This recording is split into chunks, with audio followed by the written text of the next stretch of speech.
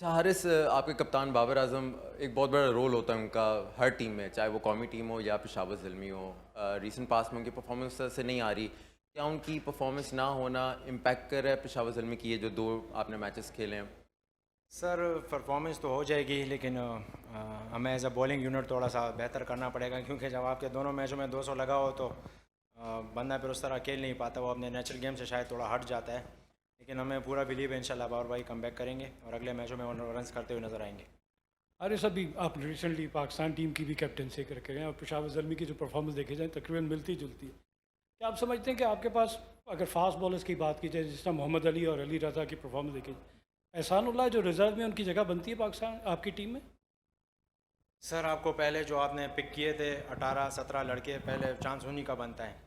अगर for example मुझे पहले पिक किया गया और किसी दूसरा विकेट कीपर चाहे वो कोई भी हो, वो बाद में आया तो वो डिज़र्व नहीं करता मेरे ख्याल से। तो आपके पहले चॉइस बंदे हैं, पहले उनको ही मौका मिलना चाहिए। और एहसानुल्लाह अभी पूरे उस तरह रिदम में नहीं है, उसको थोड़ा सा टाइम लगेगा और हमें उम्मीद है इंशाल्लाह आगे अगर वो मैचेस खेलेगा तो बिल्कुल वो इम्पैक्ट डालेगा।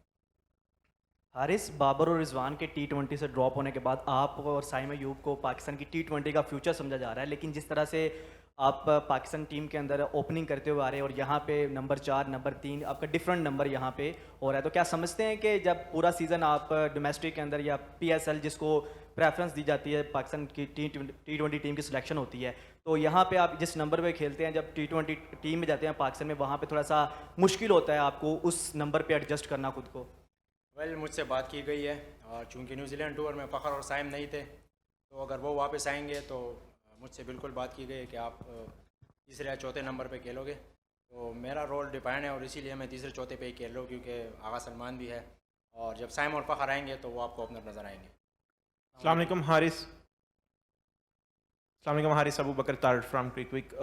हारिस, आज आपने अच्छी इनिंग्स खेली है, लेकिन आपने यहाँ पे मेंशन किया कि बॉलिंग हमारी उस तरह से परफॉर्म नहीं कर पाई रही, तो इसलिए हमें as a batting unit step up करना पड़ेगा। ये बॉलिंग पिछले 3 सीज़न से ज़ल्मी के लिए क्लिक नहीं कर पा रही। तो आप काफ़ी अब सीनियर हैं ज़ल्मी में, तो आप क्या समझते हैं कि तीसरा सीज़न है, हम वो पिक्स नहीं कर पा रहे ड्राफ्ट में, या हमारे हिस्से में वो पिक्स नहीं आ रही? एज अ ज़ल्मी प्लेयर आप क्या समझते हैं?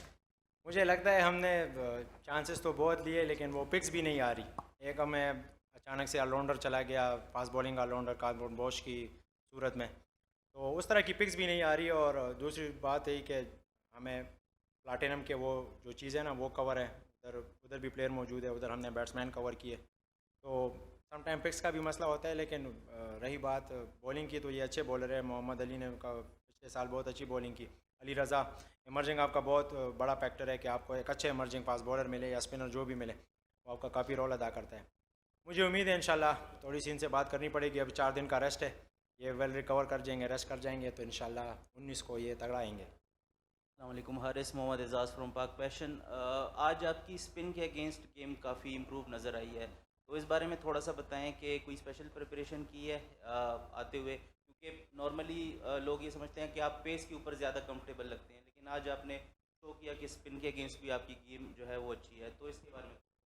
सर बिल्कुल मैंने काम किया हुआ है, और जैसे आपने देखा मैंने स्पिनर को टैकल करने के लिए उल्टी स्वीप भी शुरू की है ताकि मैं उसको टैकल कर सकूं। उसके साथ मैंने थोड़ा सा आज अकल भी यूज़ किया है, सिंगल भी निकालूं क्योंकि स्पिनर स्पिनर पे मैं बहुत ज़्यादा ट्राई करता हूँ, जिसकी वजह से मैं आउट हो जाता हूँ। सम टाइम उनमें अपिश लगता है, क्योंकि स्पिन स्लो होता है ना, तो उस पर अपिश मारता हूँ, तो जैसे आज भी देखो मैं आउट हो गया। तो फास्ट बॉलर चूँकि तेज़ करता है तो उस पर लग जाती है। अगर आपने देखा है तो नसीम शाह को भी शायद पता चला था, उसने एक भी तेज़ नहीं की। मैंने कहा यार तेज़ करो लेकिन उसने एक भी तेज़ नहीं की।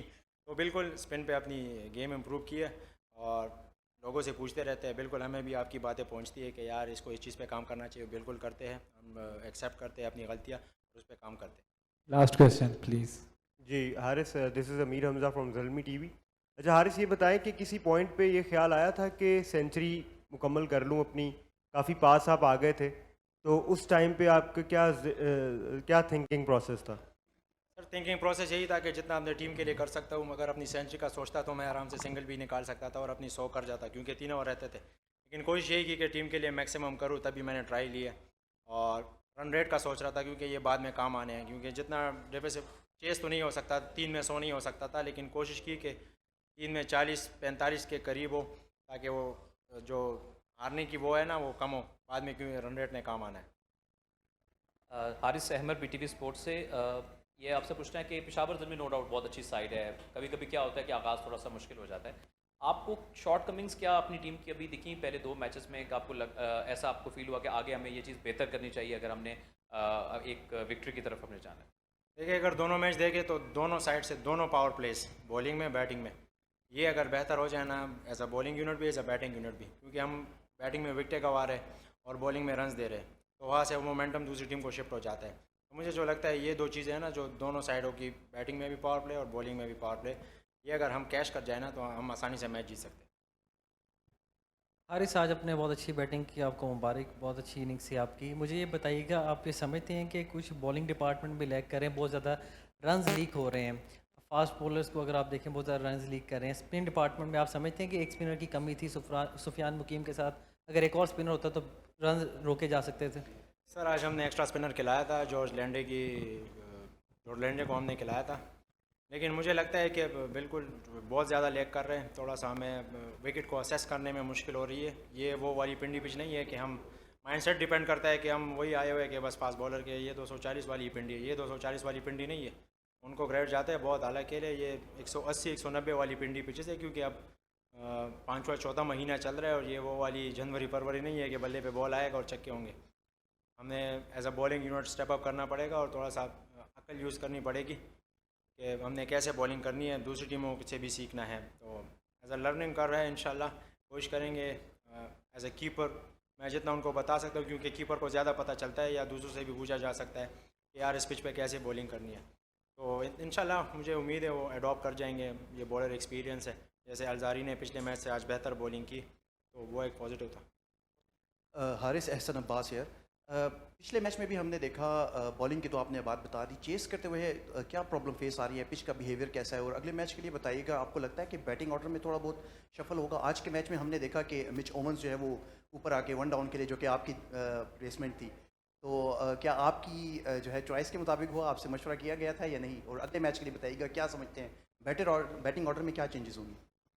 टारगेट पर डिपेंड करता है, चूँकि 240 टारगेट था, तो मिचेल ओवन चूँकि एज एन ओपनर बहुत अच्छा खेलता है, तो हमारे 2 ओपनर माशाल्लाह काफ़ी अच्छा परफॉर्म करते हुए आ रहे थे पिछले 2 सालों से, उनको तो आप चेंज नहीं कर सकते। तो बिल्कुल मुझसे कहा गया और मैंने कहा कोई बात नहीं आजू भाई, जैसे आपको बेहतर लगे वैसे। तो अल्हम्दुलिल्लाह उसने हमें अच्छा स्टार्ट दिया था, और जिस तरह उसने बिग बैश में खेला मिचेल ओवन ने, तो डिज़र्व भी करता है नंबर 3 पे हो या ओपनर, जैसे भी उसको बेहतर लगे, लेकिन वो अच्छा खेला। और कोशिश यही है कि एज अ बैटिंग हमें चेस करना पड़ेगा, चाहे जितने भी रन हो, क्योंकि अगर हमारी बॉलिंग ऐसी है तो अब हमें एज अ बैटिंग यूनिट ही स्टेप करना पड़ेगा। हम उनको बता ही सकते हैं कि आप चीज़ों को ओवरकम करें, लेकिन एज अ बैटिंग यूनिट भी हमें स्टेप अप करना पड़ेगा कि कम से कम एटलीस्ट हम फाइटिंग तो करें। दोनों मैच हम तकरीबन 80 से और 100 रन से हार गए, तो फाइटिंग चीज़ नज़र आनी चाहिए एज अ बैटिंग यूनिट भी।